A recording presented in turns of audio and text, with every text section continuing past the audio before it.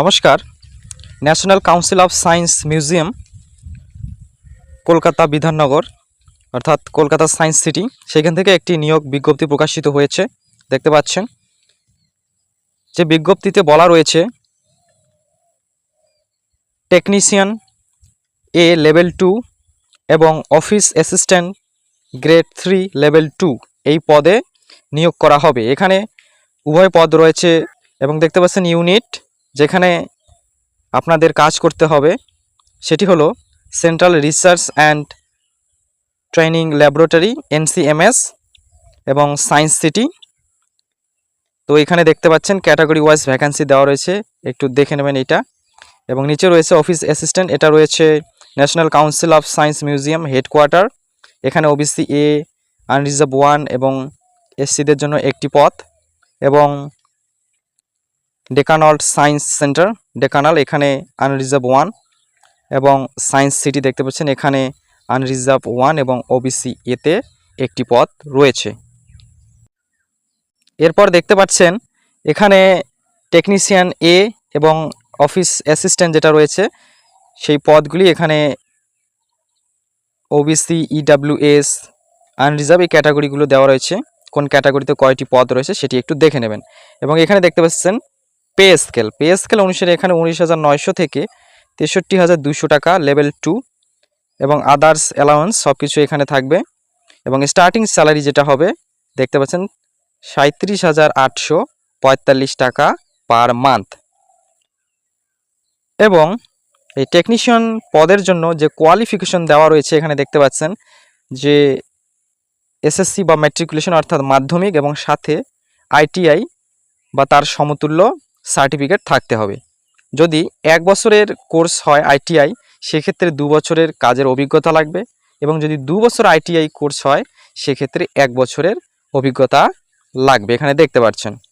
এরপর একটু নিচে চলে আসবেন, এখানে দেওয়া রয়েছে এসেনশিয়াল কোয়ালিফিকেশন ITI বা তার সমতুল্য, যেখানে কার্পেন্ট্রি, ফিটার, ইলেকট্রনিক্স এবং ড্রাফটসম্যান এই যে কাজগুলি রয়েছে এই কাজ রিলেটেড কোয়ালিফিকেশন থাকতে হবে।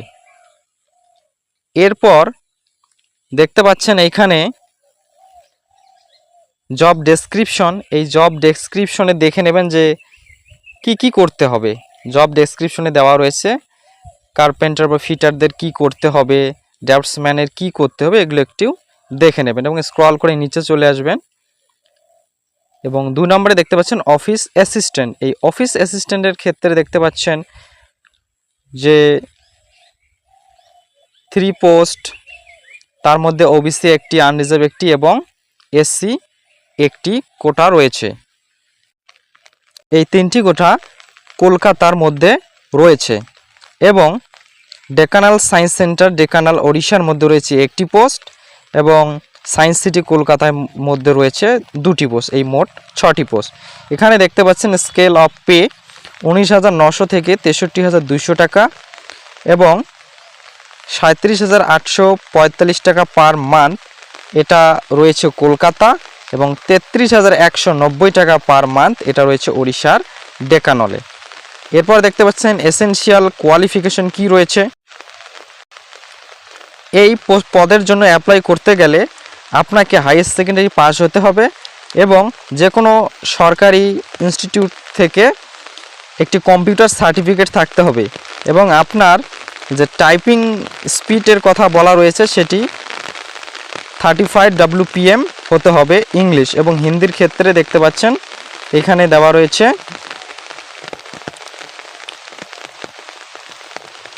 10,500 থেকে 9,000 কি ডিসক্রিপশন পার আওয়ার এখানে দেখতে পাচ্ছেন।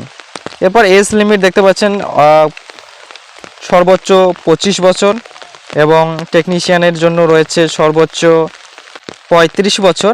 এছাড়াও নিয়ম অনুসারে, সরকারি নিয়ম অনুসারে যে বয়সের ছাড় SC ST OBCদের জন্য সেটা রয়েছে। এরপর জব ডেসক্রিপশন আপনি দেখে নেবেন যে কি কাজ করতে হবে, এগুলো একটু দেখে নেবেন, গাইডলাইন দেওয়া রয়েছে।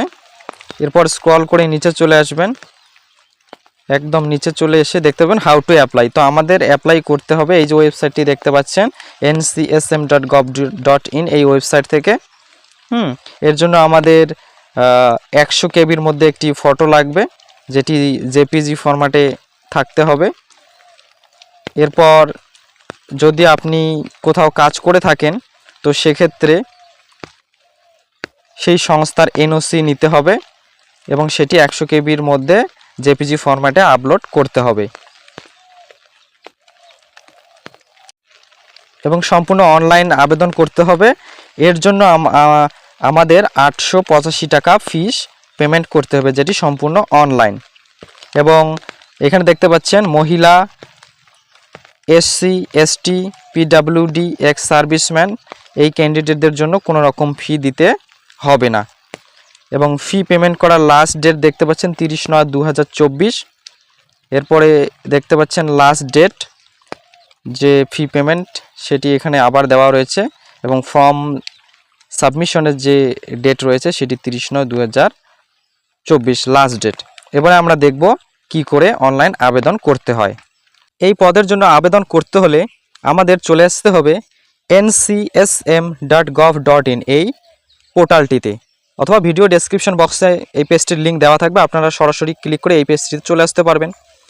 এরপর স্ক্রল করে নিচে চলে আসবেন।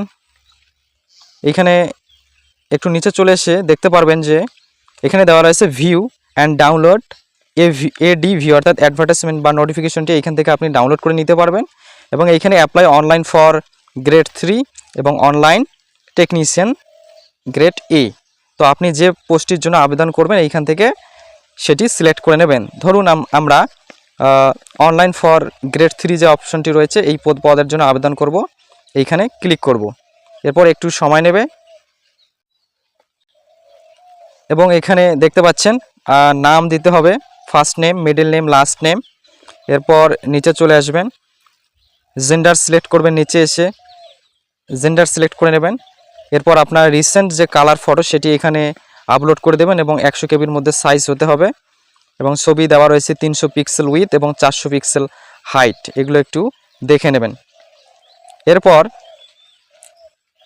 স্ক্রল করে নিচে চলে আসবেন এবং একইভাবে আপনাদের সিগনেচার আপলোড করবেন। আবার নিচে চলে আসবেন, এখানে আপনাদের যে প্রেজেন্ট অ্যাড্রেস সেটি দিয়ে দেবেন। 5 নম্বরের রোতে যে রয়েছে অ্যাড্রেস দেওয়া হয়ে গেলে 6 নম্বরে পার্মানেন্ট অ্যাড্রেস রয়েছে, এখানে পার্মানেন্ট অ্যাড্রেসটি বসিয়ে দেবেন এবং স্ক্রল করে নিচে চলে আসবেন। ডেট অফ বার্থ দেবেন, ডেট অফ বার্থ দেওয়া হয়ে গেলে প্লেস অফ বার্থ দেবেন।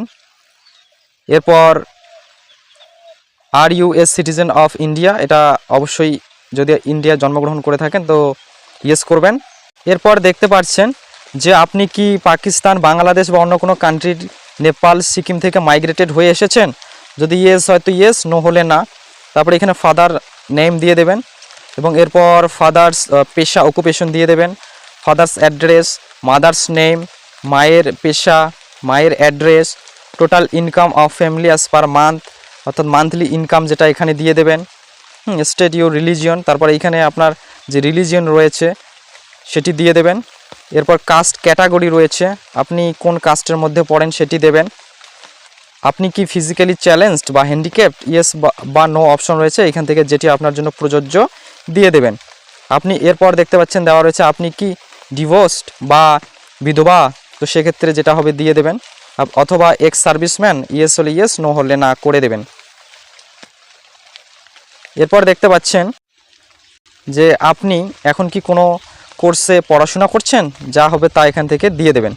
এবং এরপর দেখতে পাচ্ছেন particular of all examination first, এরপর ফ্রম দ্য ইকুইভ্যালেন্ট এক্সামিনেশন।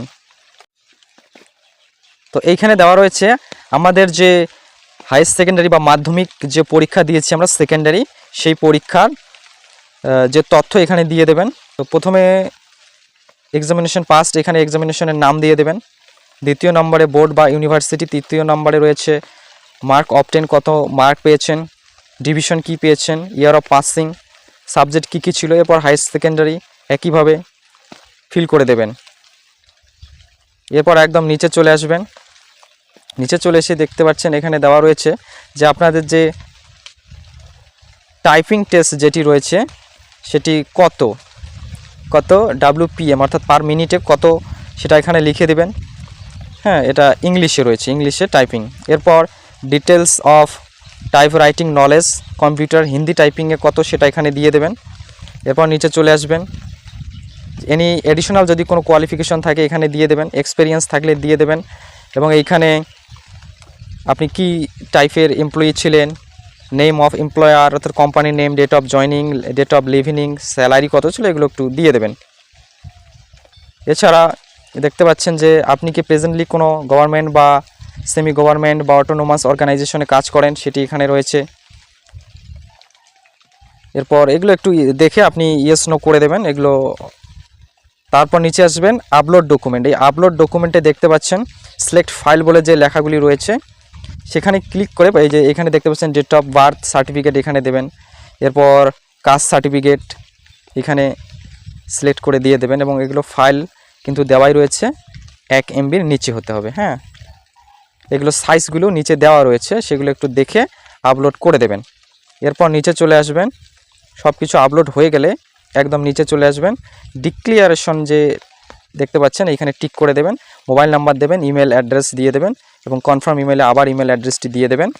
এরপরে যে ক্যাপচাটি দেখতে পাচ্ছেন এই ক্যাপচাটি এখানে বসিয়ে দেবেন এবং এইখানে টিক করে দেবেন, দিয়ে প্রিভিউ করে দেখে নেবেন সব কিছু ঠিকঠাক আছে কিনা।